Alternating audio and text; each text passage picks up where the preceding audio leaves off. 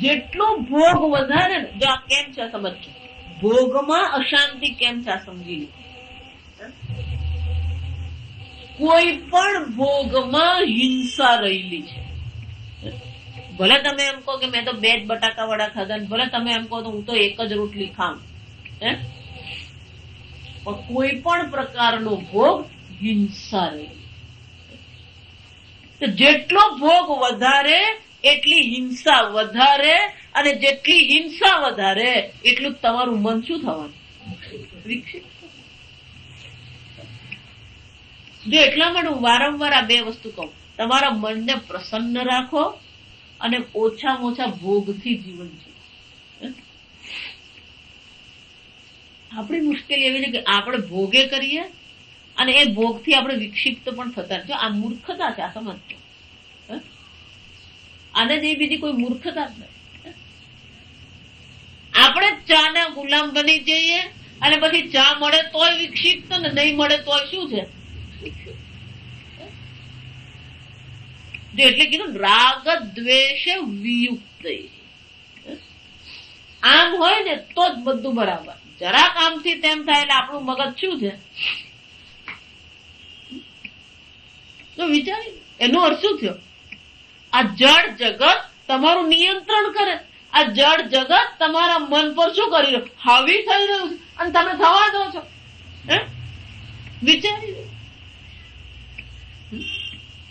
શા માટે? ભોગ અને અધર્મથી જ મનમાં અશાંતિ હોય. જયારે અમને મહારાજશ્રી હંમેશા મનમાં અશાંતિ આવીને, ઊંઘ નથી આવતી ને, સમજી લેવાનું ક્યાંક ને ક્યાંક શું છે? અધર્મ પડેલો છે. પાપ હોય તો જ થાય. જો આપણે ગુજરાતીમાં કહેવત છે, પુણ્યશાળીને જ ઊંઘ આવે. આ ગુજરાતીમાં આપણે કહીએ ને, જેને ઊંઘ આવતી હોય ને, આમ પડેલો ઊંઘી જાય, એનો શું થયો? જો વિચારી દો,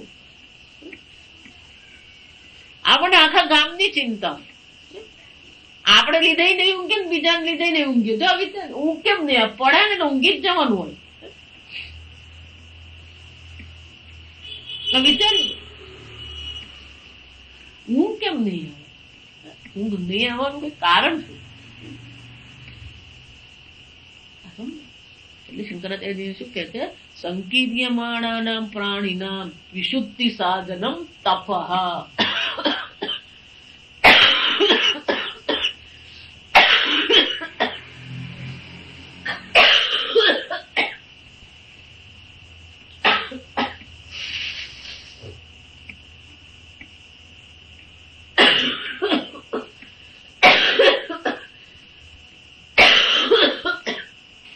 જેટલું મન આપણું શુદ્ધ એટલી જ શાંતિ. ભગવાન ગીતામાં એ જ કહે, નચા અભાવયત શાંતિ. ભાવના જ જેની યોગ્ય નથી, એના મનમાં શાંતિ નહીં હોય. અશાંતસ્ય કુતઃ સુખ. શંકરાચાર્ય શું કહે? આ તપશ્ચર્યા કળા છે, 16 કળામાંની એક કળા તપશ્ચર્યા છે. એ તપશ્ચર્યા પણ શામાંથી ઉત્પન્ન થાય? પુરુષમાંથી જ ઉત્પન્ન થાય. એ તપશ્ચર્યા શાના માટે ઉત્પન્ન કરવામાં આવી? આપણા મનને શુદ્ધ કરવા માટે. આ શુદ્ધિનું સાધન છે. જો આ તપશ્ચર્યા શુદ્ધિનું સાધન છે. એટલું જ ને, શુદ્ધિનું બીજું સાધન અહીંયા આગળ બતાવે છે, મંત્રાહા. મંત્રાહા એટલે કે આ સર્વ વેદોની પણ ઉત્પત્તિ પરમાત્મામાંથી થઈ. ત્યાં મંત્રની ઉત્પત્તિ કેમ કરવામાં આવી? શંકરાચાર્યજી કહે છે, તપો વિશુદ્ધ અંતર્બહિઃ કરણેભ્યઃ કર્મ સાધન ભૂતાઃ. વૈદિક કર્મો જે છે, યજ્ઞાદિ કર્મો જે છે, એ સર્વ કર્મના સાધન કોણ છે? આ મંત્રો છે. મંત્ર દ્વારા જ આપણે બધા યજ્ઞ કરી શકીએ. જપ કરીએ તોય મંત્ર છે, પાઠ કરીએ તોય મંત્ર જ છે, યજ્ઞ કર્મ કરીએ તો પણ શું છે? મંત્રની આવશ્યકતા છે. ઋગ યજુ સામ અથર્વાંગિરસ. આ 4 વેદના મંત્રોની પણ પુરુષમાંથી જ ઉત્પત્તિ થઈ. અને એ મંત્રો શાના માટે છે? તપશ્ચર્યાથી જેનું અંતઃકરણ શુદ્ધ થયું છે. એને માટે આ યજ્ઞાદિ કર્મ છે. તો ગીતામાં ભગવાન તપશ્ચર્યાની માનસિક તપશ્ચર્યા કોને કહેવાય, વાણીની તપશ્ચર્યા કોને કહેવાય, શારીરિક તપશ્ચર્યા કોને કહેવાય, સાત્વિક તપશ્ચર્યા કોને કહેવાય, રાજસિક તપશ્ચર્યા કોને કહેવાય, તામસિક તપશ્ચર્યા કોને, આ બધી ચર્ચા કેમ? યજ્ઞોદાન તપઃ કર્મ પાવનાની મની. યજ્ઞ દ્વારા, દાન દ્વારા, તપશ્ચર્યા દ્વારા આપણે શુદ્ધ થઈ શકીએ. અને એટલે શંકરાચાર્યજી કહે છે આ તપશ્ચર્યા પણ પુરુષમાંથી ઉત્પન્ન થઈ. જો તપશ્ચર્યાનો એક બીજો અર્થ જોઈએ, આ બહુ સમજવું. અધર્મ ન કરવો તપશ્ચર્યા નથી. અધર્મ ન કરવો તપશ્ચર્યા નથી, એ તો કર્તવ્ય છે. અધર્મ નો તો પાલન ક્યારે કરવાનું જ નથી. ધર્મેણ હીન પશુભી સમાન. જેના જીવનમાં ધર્મ નથી એ કોણ છે? પશુ સમાન છે. એટલે ધર્મ તો આપણને મનુષ્યને મનુષ્ય બનાવે છે. આ સમજો, મનુષ્ય ક્યારે છે? ધર્મના પાલન. એટલે ધર્મ તો છે જ. આને સમજો. અને ધર્મ થી યુક્ત જેટલા પણ ભોગ છે એમાં કઈ વાંધો નથી, અધર્મ નથી એમાં. હું હંમેશા સીધું સારું દ્રષ્ટાંત આપું. 2 વાર ભોજન કરો એમાં કોઈ અધર્મ નથી, એમાં કોઈ પાપ નથી. 2 ની બદલે 3 વાર ખાવ તોય કોઈ પાપ નથી. જો સમજો. એટલે 2 વાર ભોજન કરવું અને વિહિત ભોગ કહેવાય. વિહિત ભોગ એટલે કે આ શરીરને આવશ્યક ભોગ છે, ધર્મ વિરુદ્ધ નથી. છતાં તમે પોતાના સંકલ્પથી વિહિત ભોગનો પણ જયારે ત્યાગ કરો તો એ તપશ્ચર્યા કહેવાય. વિહિત ભોગનો પણ જયારે તમે સંકલ્પ, તમારા પોતાના સંકલ્પથી ત્યાગ કરો તો એ શું બની જાય? તપશ્ચર્યા. શ્રાવણ મહિનો આવે, જો આ સમજો, શ્રાવણ મહિનો આવે એટલે આપણે શું કરીએ? એક ટાણું કરીએ. ચતુર્માસ શરૂ થયા, એક ટાણું કરીએ. આજે આજકાલ તો એક ટાણું રહ્યું નથી. આ સમજ આપણે બારડોલી પુસ્તક મેળવ્યો હતો, એટલે મારે 2-3 પુસ્તકો લેવાની હતી. એટલે ગઈ ત્યાં, આમ બધા જ ગયા, ડોક્ટર કાપડિયા અને બધા ગયા. પછી એમાં એક સેક્શન હતું આખું ફરાળી વાનગીની પુસ્તકો.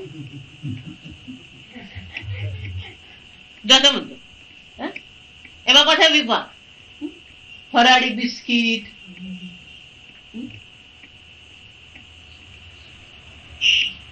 એટલે બેન મારી સાથે હતા.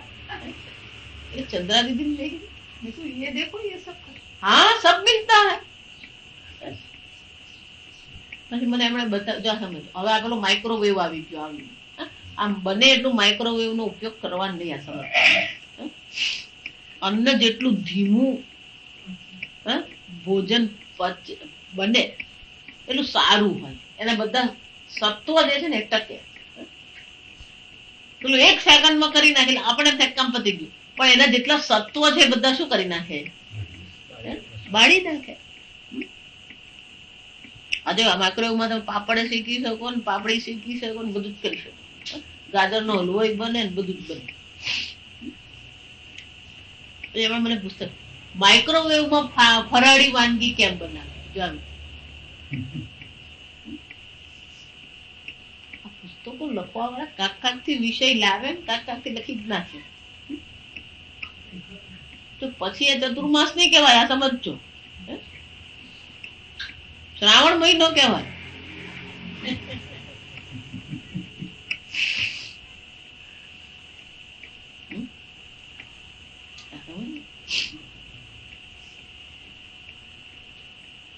વિહિત ભોગનો તમે કેટલો ત્યાગ કરો ને એટલી તમારી તપશ્ચર્યા. એ તપશ્ચર્યાથી જયારે અંતઃકરણ શુદ્ધ થાય ત્યારે જ આપણે યજ્ઞ કરીએ, દાન કરીએ. શંકરાચાર્યજી જે છે મંત્ર, એને માટે શાની ઉત્પત્તિ કરવામાં આવી? મંત્રોની ઉત્પત્તિ કરવામાં આવી. એ મંત્રો દ્વારા આપણે શું કરી શકીએ? કર્મ સાધન છે. મંત્ર શું છે? કર્મના સાધન રૂપ છે. અને એક મંત્ર છે તો પછી તતઃ કર્મ, તપઃ મંત્રઃ કર્મ. જો સમજો, તપશ્ચર્યા છે, મંત્રો છે, અને તપશ્ચર્યા અને મંત્રો છે તો પછી કર્મ. કર્મ પણ કળા છે. જો વિચારજો, 16 કળામાં કર્મ પણ શું છે? કળા છે. તો વિચારી જો, આ બહુ અદભુત છે. અહીંયા આગળ પંચમહાભૂત પણ ભગવાનની કળા જ છે. 16 કળામાં પંચમહાભૂત આવી ગયા. ઇન્દ્રિય આવે તો ઇન્દ્રિય પણ ભગવાનની કળા છે. મન કીધું તો અંતઃકરણ પણ ભગવાનની 16 કળા છે. તપઃ કીધું તો એ કળા છે. મંત્રાહ પણ શું છે? 16 કળામાં જ આવી ગયા. કર્મ પણ શું છે? 16 કળામાંની એક કળા છે. કર્મ અગ્નિહોત્રાદિ લક્ષણમ. આ કર્મ જો વૈદિક દ્રષ્ટિ વિચારીએ તો કર્મનો શરૂઆત ક્યાંથી થાય? આપણી ચાથી થાય. આ સમજ, અગ્નિહોત્રાદિ, આદિ એટલે અહીંથી શરૂ થાય. પહેલું જો વૈદિક દ્રષ્ટિએ વિચારે તો સૌથી સહેલું કર્મ અગ્નિહોત્ર છે. આપણા માટે સૌથી અઘરું છે. મુંડક ઉપનિષદમાં આખું છે. આજે સંધ્યા વંદના કરીએ, અગ્નિહોત્રાદિ કર્મ કરીએ, એ મુંડક ઉપનિષદના પહેલા ખંડના પેલા બીજા અધ્યાયમાં આખું એનું વર્ણન છે. કેવા પ્રકારનો અગ્નિહોત્ર કર્મ હોય, કેવા પ્રકારની આ સંધ્યા વંદના હોય તો આપણને સ્વર્ગની પ્રાપ્તિ થાય. જો આ પ્રકારની હોય તો નહીં થાય. એ વાંચવા જેવું છે. એ વાંચીએ ને પછી આપણને ખબર પડે કે આજકાલના બ્રાહ્મણો જેટલા પણ કર્મ કરાવે ને એ બધા શું છે? એક જ શબ્દમાં કહું તો ભગવાન ભરોસે જ છે. યાદ રાખજો, કોઈ પ્રકારના યજ્ઞના નિયમોનું પાલન થતું જ નથી, અને છતાં આપણે કરતા જ રહીએ. આખું લખેલું છે. 6 થી 7 કન્ડિશનો છે કે આવા પ્રકારનું હોય તો પછી એ અગ્નિહોત્ર કર્મથી પુણ્ય ઉત્પન્ન થાય, અને પુણ્ય ઉત્પન્ન થાય તો શું થાય? સ્વર્ગની પ્રાપ્તિ થાય.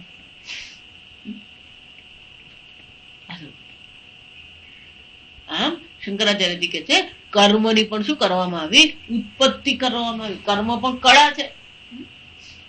કર્મ કરવામાં આવે, જો આ સમજો, તપશ્ચર્યા છે, મંત્ર છે, કર્મ છે. અને જયારે કર્મ કરવામાં આવે તો શું થાય?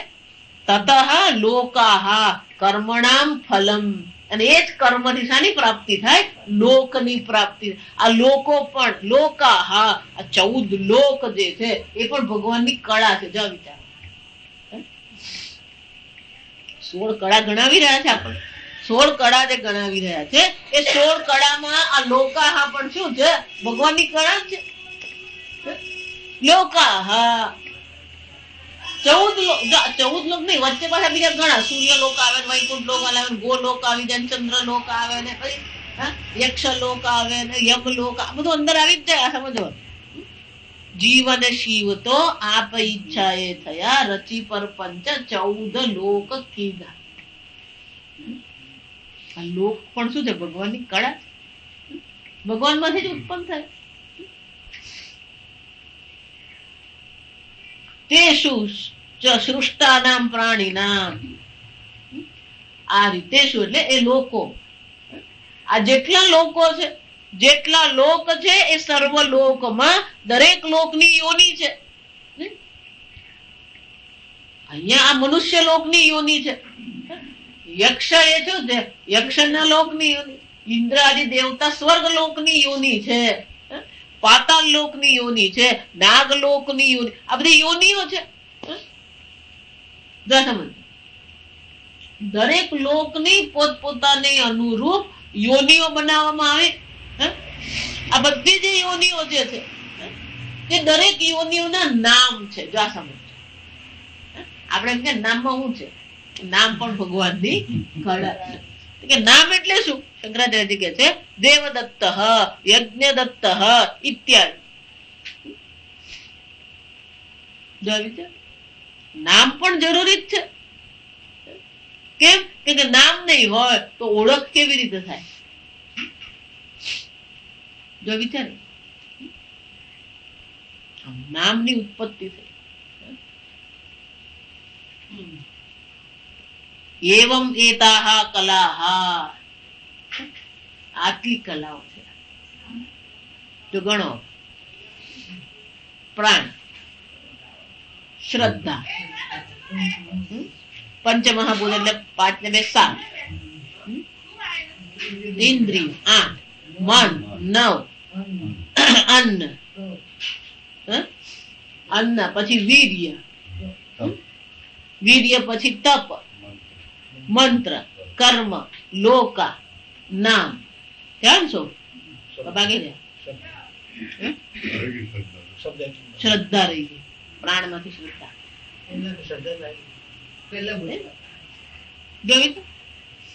આ 16 કળા એટલે શંકરાચાર્યજી કે છે એવં એતાહ કલાહ પ્રાણીના, પ્રાણીઓની આ 16 કળાઓ છે. આપણે નાના હતા ને ત્યારે પેલી બધી વાર્તાઓ વાંચતા. આ રાજા કેવો છે? 16 કળા સંપન્ન રાજા. નાના હતા ને ત્યારે વાંચતા એટલે આપણે 16 કળા વળી છે. અહીંયા મેળ પડે, હા બધો 50-60 વર્ષે મેળ પડે. કયા પ્રશ્ન નો જવાબ ક્યારે મળે ઉપર વાળો ક્યારે. રામજી 12 કળાના, કૃષ્ણ 16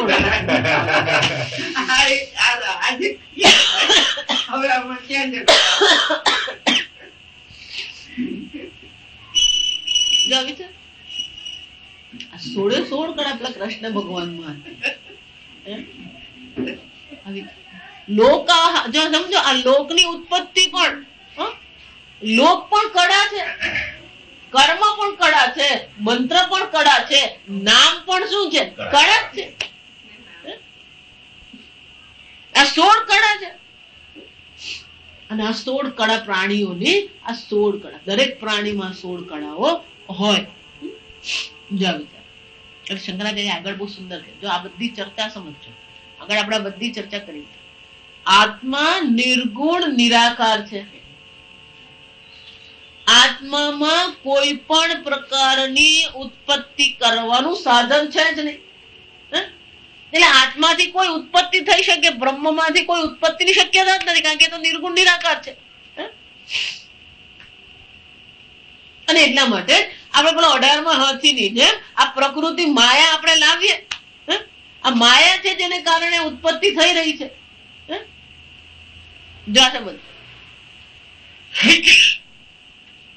અને બીજું આપણે અનુભવ અત્યારે કરી રહ્યા છે, એટલે આપણો જે અનુભવ છે એને ધ્યાનમાં રાખીને આ ચર્ચા કરવામાં આવી રહી છે, સૃષ્ટિની ચર્ચા.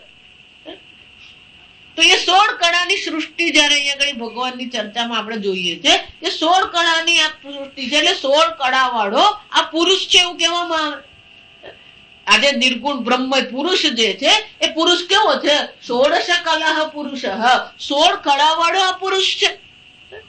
તો કે 16 કળા જે પુરુષમાં જે છે એનું સ્વરૂપ છે ખરું?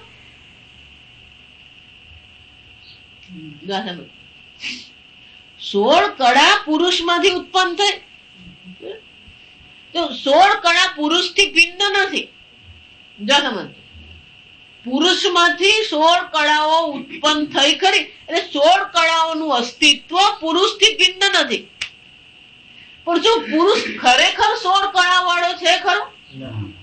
નહીં. માટીમાંથી ઘડો બન્યો, ઘડો માટીથી ભિન્ન નથી. પણ માટીમાં ઘડો છે એમ કહું તો આ ઘડો ને માટી બધે જ કામ લાગ્યા. વેદાંત નો કોઈ પણ તર્ક સમજવો હોય ને આ 2 જ કામનું છે. વિચાર, માટી વગર ઘડાનું અસ્તિત્વ નથી, પણ માટીમાં ઘડો છે એમ પૂછ્યું તો છે. એમ પુરુષ 16 કળા વાળો છે, પણ પુરુષમાં ખરેખર 16 કળાઓ છે ખરી? નથી. એષઃ 16 કલઃ પુરુષ. આ 16 કળા વાળો પુરુષ ક્યાં છે? જો પ્રશ્ન આ હતો. આપણે બધું આગળનું ભૂલી ગયું વધારે. આ પ્રશ્ન એવું પૂછવામાં આવે કે 16 કળા વાળો પુરુષ ક્યાં છે એવું પૂછવામાં આવે. ત્યારે કહેવામાં આવ્યું ભારદ્વાજે શું કીધું કે મને ખબર નથી, અને તે એ પણ કીધું કે જો મને ખબર હોત તો મેં અવશ્ય તમને આ કહ્યું હોત, અને જો હું તમને ન કહું તો એ અસત્ય થઈ જાય, અને જે અસત્ય બોલતો હોય શુષ્યથી પરિશુષ્યથી એનું બળ, એનું શારીરિક બળ, એનું માનસિક બળ, એનું બધું સંપત્તિ શું થઈ જાય? પરિશુષ્યથી નાશ પામે. કે હું શું કામ અસત્ય બોલું? અગર જો હું અસત્ય બોલું તો આ મારું બધું પરિશુષ્યથી સુકાઈ જાય. અને એટલા માટે હે પીપલાદ મુનિ, મને ઉત્તર નતો મળ્યો, અને હજી સુધી ઉત્તર નતો મળ્યો, એટલે હવે હું તમને પૂછું છું, વા એષઃ ષોડશ કલ પુરુષ, આ ષોડશ કલ પુરુષ ક્યાં છે? આપણે પીપલાદ મુનિએ કીધું આ 16 કળાઓ છે, પણ કે જો એ પુરુષ જે છે કોણ છે? એ તો સર્વજ્ઞ છે, ઈશ્વર છે, સર્વવ્યાપી છે.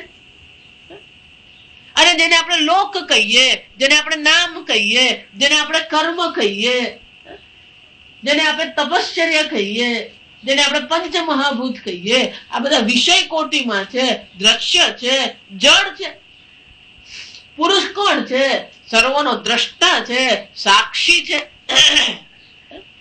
તો કે તો પછી આ પુરુષમાં 16 કળાઓ ઉત્પન્ન થઈ કેવી રીતે? આટલા માટે આ બધામાં શંકરાચાર્યજીનું ભાષ્ય જ કામ લાગે. જો ભાષ્ય ન હોય તો આપણે આ બધી વસ્તુને શું કરી લઈએ? હા, પુરુષ 16 કળા વાળો છે. જો આ શંકરાચાર્યજીનો હવે પછી શબ્દ છે, અવિદ્યાદિ દોષ બીજ અપેક્ષયા સૃષ્ટાઃ 16 કલાઃ. આ 16 કળાઓ ઉત્પન્ન થઈ, સૃષ્ટાઃ ઉત્પન્ન થઈ, પણ કઈ અપેક્ષાએ? અવિદ્યાદિ દોષ બીજ અપેક્ષા. આ બધાનું બીજ ક્યાં ગળી છે? આ દોષ રૂપી બીજ છે. કયો દોષ છે? અવિદ્યાદિ.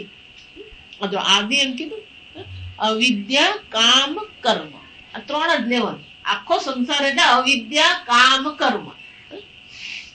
અવિદ્યા એટલે કે પોતાના સાચા સ્વરૂપને આપણે જાણતા નથી, અને જ્યારે આપણે પોતાના સાચા સ્વરૂપને ન જાણીએ તો આપોઆપ જે આપણે નથી એ પોતાને માની લીધા.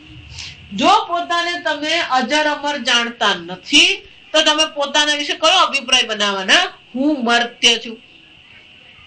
જો તમે પોતાના આનંદ સ્વરૂપ જાણતા નથી તો પછી પોતાના વિશે અભિપ્રાય શું બનાવવાના હતા? હું દુઃખી છું. જો તમે પોતાને જ્ઞાન સ્વરૂપ જાણતા નથી તો હું અજ્ઞાની છું, એ અભિપ્રાય આવી જ જવાનો. સમજ. અવિદ્યા છે, સચ્ચિદાનંદ સ્વરૂપ જાણતા નથી તો હું દુઃખી છું, હું અજ્ઞાની છું, હું મર્ત્ય છું, અભિપ્રાય આવી જ જવાનો. એને રાહ જોવાની જ નહીં. સમજ. અને આ અભિપ્રાય છે પણ એ તમારું સ્વરૂપ નથી, એટલે આમાંથી છૂટવા માટેની ઈચ્છા થવાની. એને જ કહેવાય કામ. અવિદ્યા, કામ. અવિદ્યા છે તો પેલી ઈચ્છા રહેવાની, મારે સુખી થવું છે, મારે જ્ઞાની થવું છે, મારે ભોગ કરવો છે, મારે મૃત્યુથી છૂટવું છે, આમ ઈચ્છા થવાની જ. ઈચ્છા છે તો કર્મ પણ શું થયું? થવાનું. કર્મ છે તો કર્મ ફળ છે, કર્મ ફળ છે તો જન્મ મરણ રહેવાનું ચાલુ. પણ આ બધાની જન્મ મરણનું જે ચક્ર ચાલી રહ્યું છે એ બધાના મૂળમાં કોણ છે? અવિદ્યાદિ. જો આદિ એકલી અવિદ્યા એ તો મુશ્કેલી નથી. આ સમજો, દોરડાને તમે જાણતા જ નથી તો કોઈ મુશ્કેલી નથી. એટલે શું કે છે? અવિદ્યાદિ દોષ. આ દોષ છે અને એ બીજ છે. જો આ સમજો. જો એટલા માટે નરસિંહ મહેતા બહુ સુંદર કે છે. જો આ સમજો, ભજનમાં જે કેટલાક શબ્દો હોય ને એ શબ્દો ક્યાંથી પકડાય આપણે સમજવું પડે. સદગુરુ શરણ વિના અજ્ઞાન તિમિર ટળશે, જન્મ મરણ દેનારું બીજ બળશે.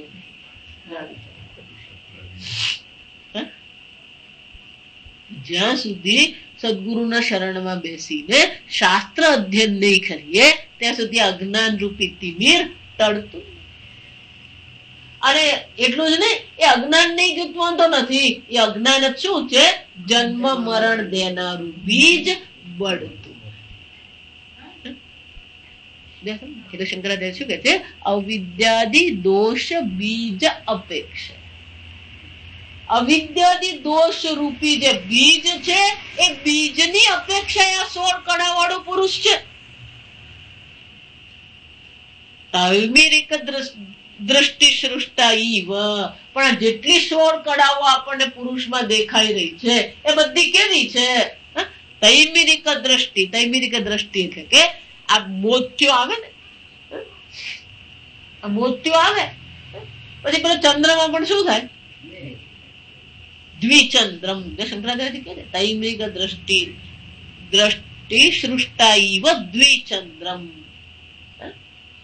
મોત્યો આવે ને, શરૂઆત થાય એટલે પેલો બીજ નો ચંદ્ર હોય કેવો દેખાય? 2 દેખાય. તો કે 2 છે ને, તૈમિરિક દ્રષ્ટિને કારણે 2 ચંદ્ર ઉત્પન્ન થયા એવું લાગે, પણ ખરેખર તો ચંદ્ર શું છે? એક જ છે. મશક મક્ષિકાદ્યાહ. આ બીજું બહુ સરસ છે. આ તૈમિરિક દ્રષ્ટિ હોય 2 ચંદ્ર દેખાય એમ નહીં. ઘણી વાર એવું થાય કે પેલા આંખમાં એવું હોય એટલે આપણે એવું લાગે કે આમ કઈ નાની મસી આમ ફર્યા કરતી હોય, એને મશક કહેવાય. જે મસી કહીએ આપણે, કઈક ઉડતું હોય ને એવું લાગ્યા કરે. મક્ષિકા, માખી. મક્ષિકા એટલે હોય કઈ નહીં, પણ આપણે એમ લાગે પેલી માખી છે. પણ આ બધું કોને કારણે છે? તૈમિરિક દ્રષ્ટિ સૃષ્ટા. આ બધું કોને કારણે ઉત્પન્ન થયું? આ મોત્યાને કારણે. 2 ચંદ્ર દેખાય, મસી દેખાય, મક્ષિકા દેખાય, આદિ આદિ એટલે બધું ગળું દેખાઈ જાય. એટલું જ ને શંકરાચાર્ય. જો આ એક દ્રષ્ટાંત જ નહીં. સ્વપ્નદૃક સૃષ્ટા ઈવ ચ સર્વ પદાર્થાઃ. સ્વપ્ન દ્રષ્ટિ. સ્વપ્નમાં બધા સર્વ પદાર્થ. સ્વપ્નમાં શું છે? બધું જ દેખાય. પણ સ્વપ્નમાં બધું દેખાયું એટલે છે? સ્વપ્નમાં લોટરી લાગી. જો વિચાર, 2 મિત્રો ભેગા થયા સવારના પરમાં ચા પીવા. પછી એક કે યાર આજે તો એટલું સરસ સ્વપ્ન આવ્યું ને. એ શું આવ્યું? કે મને કરોડની લોટરી લાગી. સ્લમ ડોગ મિલિયનર જોયા હોય ને પછી એને આ લાગે. સર્વ પદાર્થ સ્વપ્ન દૃક સૃષ્ટા. આ સ્વપ્નનો જે દ્રષ્ટા છે એ જે આ બધું ઉત્પન્ન કરે છે, આપણે જોઈ કે સ્વપ્નની ચર્ચા. આ સ્વપ્નનો દ્રષ્ટા છે બધી વસ્તુ ઉત્પન્ન કરે. કેમ? અને પર્વતનો વિચાર કરો ને પર્વત આવી ગયો, નદીનો વિચાર કરો નદી આવી ગયો, ઘરનો વિચાર કરો ને ઘર આવી ગયું. સર્વ પદાર્થ તસ્મિનેવ પુરુષે પ્રલીયંતે. આ બધી વસ્તુ છે, આ બધી જ વસ્તુ પુરુષમાં જ ઉત્પન્ન થાય. વળી પાછી એ બધું ક્યાં ઘડી નાશ પામે છે? એમાં જ નાશ પામે. તસ્મિનેવ પ્રલીયંતે હિત્વા નામ રૂપાદિ વિભાગમ. આ 16 કળાઓ એ પુરુષમાંથી ઉત્પન્ન થાય છે અને વળી પાછી 16 કળાઓ શું થઈ જાય છે? એ જ પુરુષમાં પોતાના નામ રૂપ રૂપી વિભાગોને છોડીને વળી પાછી શું થાય છે? એ બધી કળાઓ પુરુષમાં પ્રલય પામે. આગળ આપણે ઓમ અસતો મા સદ્ગમય તમસો મા જ્યોતિર્ગમય મૃત્યોર્મા અમૃતંગમય. ઓમ પૂર્ણમદ પૂર્ણમિદં પૂર્ણાત પૂર્ણમુદચ્યતે પૂર્ણસ્ય પૂર્ણમાદાય પૂર્ણમેવાવશિષ્યતે. ઓમ શાંતિ શાંતિ શાંતિ. હરિ ઓમ શ્રી ગુરુભ્યો નમઃ. ગોરી